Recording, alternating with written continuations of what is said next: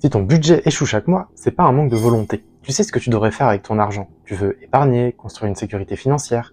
Et pourtant, chaque fin de mois, c'est la même chose. 0 € sur le compte. Parfois, il suffit d'un resto en trop, d'une promo sur Zalendo, de quelques petites dépenses qui s'accumulent, et ça y est, ton budget vole en éclats. Le problème, c'est que la plupart des gens pensent que c'est un problème de discipline, alors qu'en réalité, il y a des pièges invisibles qui sabotent ton budget.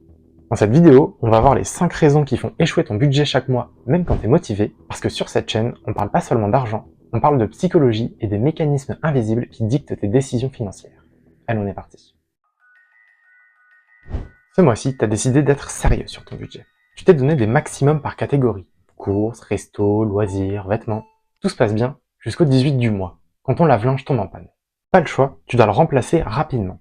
Problème, t'as pas assez d'argent sur ton livret A pour le remplacer, donc tu vas devoir piocher sur ton budget du mois ce même argent que t'avais prévu de dépenser dans des courses. Ça tombe mal, ton frigo est presque vide. Ça aurait été plus simple de couper dans les restaurants ou les loisirs, sauf que t'as déjà dépensé ces enveloppes dès le début du mois. Au final, tu vas être obligé de te serrer la ceinture et c'est même pas sûr que tu y arrives. Le découvert te pend au nez. Mais alors, comment on aurait pu éviter ça? Il y a un principe simple dans la vie, rien ne se passe jamais comme prévu. Il y aura forcément des imprévus, donc ton budget doit y faire face. Je vais te proposer 2 niveaux de prévoyance. Pour les petits imprévus qui coûtent peu d'argent, crée-toi une enveloppe chaque mois imprévue, à hauteur par exemple de 50 €. Je fais ça depuis quelques temps et ça me permet d'ajuster finement mon budget chaque mois. Ensuite, pour les plus gros soucis, il te faut un matelas de sécurité. J'en parle dans ma précédente vidéo sur la sécurité financière, n'hésite pas à aller la regarder après celle-ci pour creuser le sujet. En gros, mets-toi suffisamment d'argent de côté pour pouvoir gérer des gros imprévus du quotidien. Un appareil électroménager qui tombe en panne, une voiture qui te lâche, une perte soudaine d'emploi. Franchement, la stabilité et la tranquillité d'esprit que ça t'apporte vaut 1000 fois les sacrifices que ça te demande de faire pour construire cette épargne. Bon, même si tu arrives à gérer financièrement ces imprévus, il y a une autre catégorie de dépenses qui va venir mettre à mal ton budget. T'es dispo ce soir après le travail pour aller boire un verre? Oui, j'avais rien de prévu, allez. Ce fameux verre qui termine en 3 verres plus de quoi manger à côté, tu connais. C'était pas prévu, t'as été pris dans l'impulsion du moment, ça t'a fait plaisir, sauf que tu viens de laisser filer 40 € que t'avais prévu d'utiliser ailleurs sur ton budget. C'est un exemple typique de dépense émotionnelle. Si à la fin du mois tu te retrouves à compter les centimes, tu repenseras à ce moment où il t'aurait suffi de dire non à la proposition d'aller boire un verre. Comment on évite ça? Tu peux tout à fait refuser ce genre d'événement imprévu, sauf que ça va te faire passer à côté de moments sympas avec des amis, de la famille, des collègues, donc c'est pas forcément le plus judicieux. Je te propose autre chose. Pars du principe que ce genre d'événement opportuniste va forcément arriver dans le mois, donc dédie-y un petit budget. Tu sais que cet argent va être dépensé, tu sais juste pas quand, ni comment, ni à quel endroit. À partir du moment où c'est cadré dans ton budget, tu sortiras plus de ton objectif.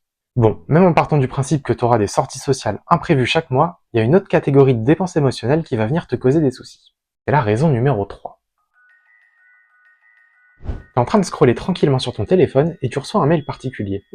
Un mail qui t'indique que cette paire de chaussures qui te fait l'œil depuis quelque temps est à moins 30%, mais seulement aujourd'hui. Il va falloir décider vite. Et pour pas manquer l'occasion, t'achètes les chaussures.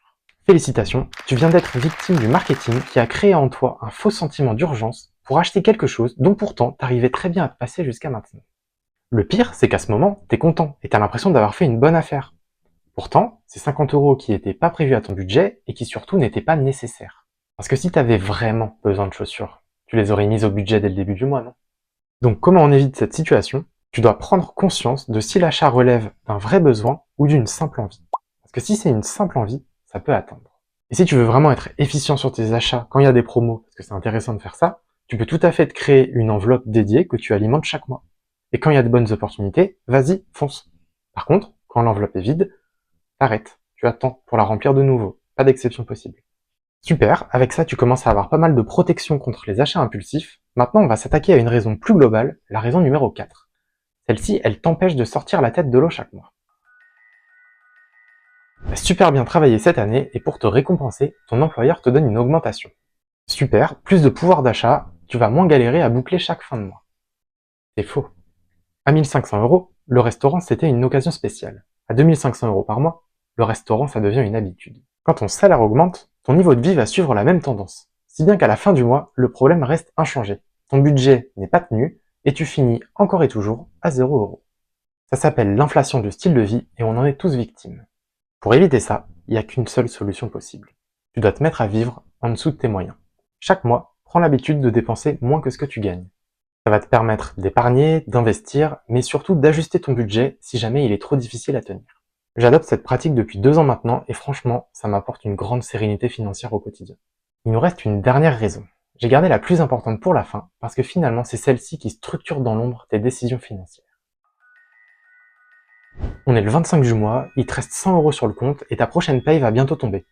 Super, on va pouvoir se faire un dernier resto. C'est cool, mais est-ce que ce restaurant était vraiment nécessaire? Surtout si tu en as déjà fait dans le mois. Est-ce que tu n'aurais pas préféré mettre cet argent de côté?